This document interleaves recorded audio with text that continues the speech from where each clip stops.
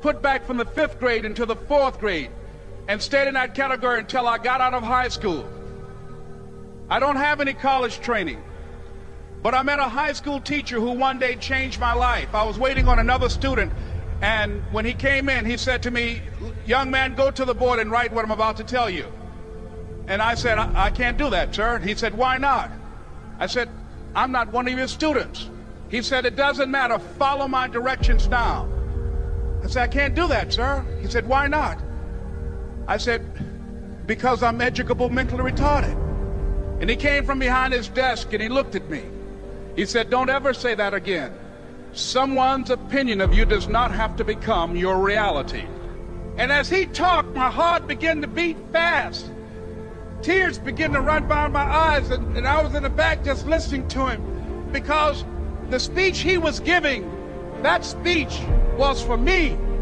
And he said, "Les Brown," he said, "if you want to do anything worthwhile in life, you've got to be hungry." I told Mr. Washington I wanted to become a disc jockey. And so I started working to develop myself. He said, "I want you to practice every day being a disc jockey." I said, "But I don't have any job now." He said, "It doesn't matter." He said that it's better to be prepared for an opportunity and not have one than to have an opportunity and not be prepared.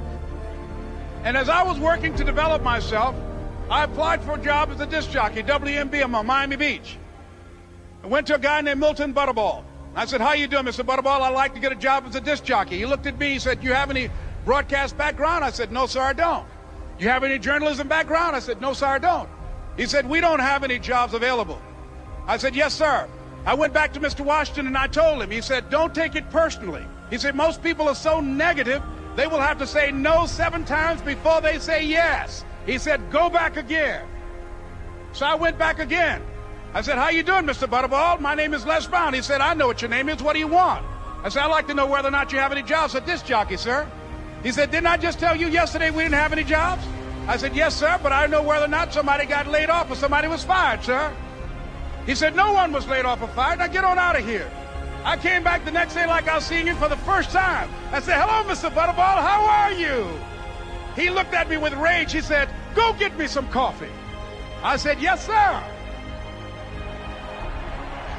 And I went to get him some coffee. After a while, I would get their lunch and dinner, and I would go in the control rooms and take the disc jockeys their food, and I would not leave until they would ask me to leave. One Saturday afternoon, while I was at the radio station, a guy named Rock was drinking while he was on the air. I was the only one there, looking at him through the control room windows, walking back and forth, young, ready, and hungry. Pretty soon the phone rang, and it was the general manager. And I answered the phone. I said, "Hello?" He said, "Les, this is Mr. Klein." I said, "I know." He said, "Rock can't finish his program." I said, "I know." He said, "Would you call one of the other DJs in?" I said, "Yes, sir." I hung the phone up. I said, "Now he must think I'm crazy." I called my mom and my girlfriend, Cassandra. I said, "Y'all turn up the radio and come out on the front porch. I'm about to come on the air."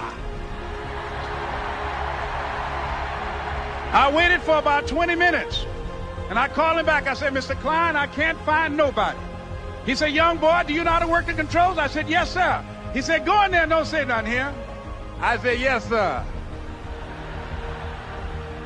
I couldn't wait to get behind those controls. I put on an old Stevie Wonder record called Fingertips. I sat down behind that turntable. I said, "Look out, this is me, LB Triple P, Les Brown, your platter playing papa. There were none before me, and there will be none after me. Therefore, that makes me the one and only. Young and single and love to mingle, certified, bona fide, indubitably qualified to bring you satisfaction, a whole lot of action. Look out, baby, I'm your love man." I was hungry. I was hungry. You got to be hungry. Begin to know that you have greatness within you.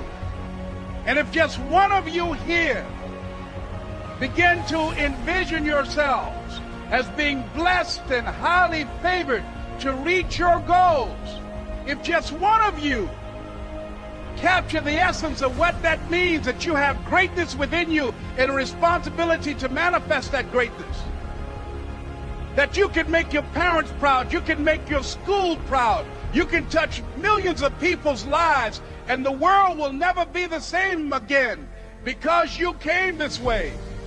It was hard, ladies and gentlemen, coming to speak to people. And I was facing financial difficulties in my own life.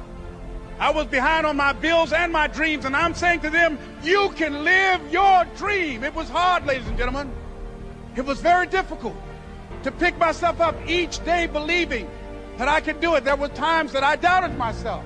I used to ask myself, can I do this? And something said within me, you're the one. Don't give up on your dream. By continuing to push forward, by continuing to run toward my dream, that one day I would have my own talk show. It's a long shot, ladies and gentlemen, from Liberty City, an abandoned building on a floor, never knowing my mother or father. It's a long shot. Being here with you today in this dome in Atlanta, it's a long shot. No college training, labeled educable, mentally retarded, but I kept running toward my dream. Don't stop. Don't stop running toward your dream.